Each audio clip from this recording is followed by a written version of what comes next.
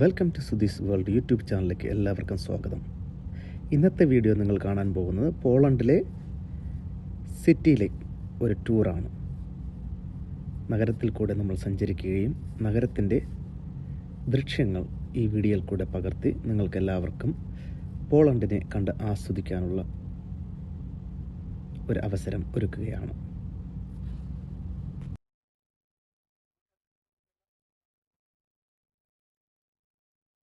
However, practically all of the Polish Jews, 90% of the Polish Jews were exterminated by the Nazi Germans. Ladies and gentlemen, we are now returning once again to the modern center of the city. Now you will have a great opportunity to take a photo of modern Warsaw with the Palace of Culture and Science, with all the skyscrapers standing behind. Of course, all the skyscrapers, that is the work of the clock tower, right? The clock tower. All the skyscrapers is the work of the recent 10, 15 years. Most of them are either office buildings or hotels. But there is one which is an apartment building. It is the one with a pointed roof. It was designed by a celebrity architect, Daniel Libeskind, and that's an apartment building. And now you have a great view to the front entrance to the Palace of Culture and Science. You have to imagine that for many, many, many years, this was the only skyscraper that Warsaw had.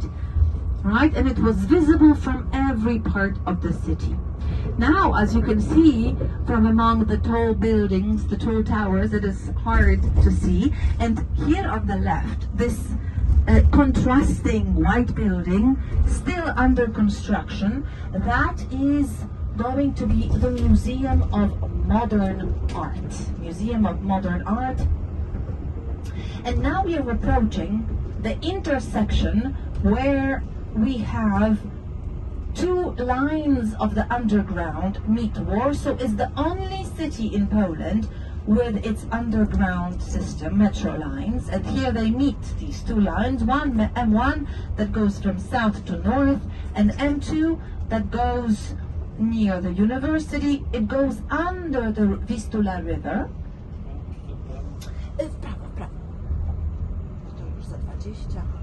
It goes under the Vistula River and it connects the left bank of the Vistula River and the residential district on its right riverbank. Ladies and gentlemen, I was telling you that Warsaw is a very green city, and it is. I showed you a few parks, among them the Royal Łazienki Park with the monument of Frédéric Chopin, and I told you that that park is a historical monument. And as we now turn to the right, you will see another historical park on your left. And in fact, the first park that was open to the public, it was laid out in the beginning of the 18th century by the kings of Poland who came from Saxony. And for this reason, the park is called the Saxon Garden. Everybody was allowed to enter this park under one condition. They needed to be properly dressed. They needed to have decent clothes to be able to enter this park. Now we do not have any restrictions, but the park is a very special place because it is situated very near the Tomb of the Unknown Soldier, a very important monument of Warsaw, where the city celebrates its national holidays. You will see a big square on your left-hand side.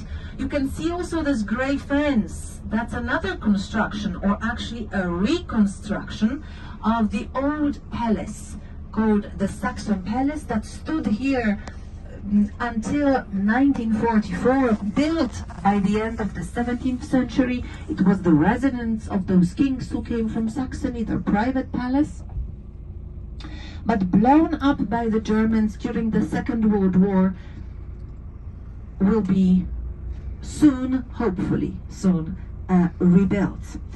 And as we now be going forward and turning to the left, I would like you to keep on looking to your left, because you will see 3 arches, and that is only a small remaining fragment of a big palace I was telling you about, of the Saxon palace. And under the middle arcade you will find the tomb of the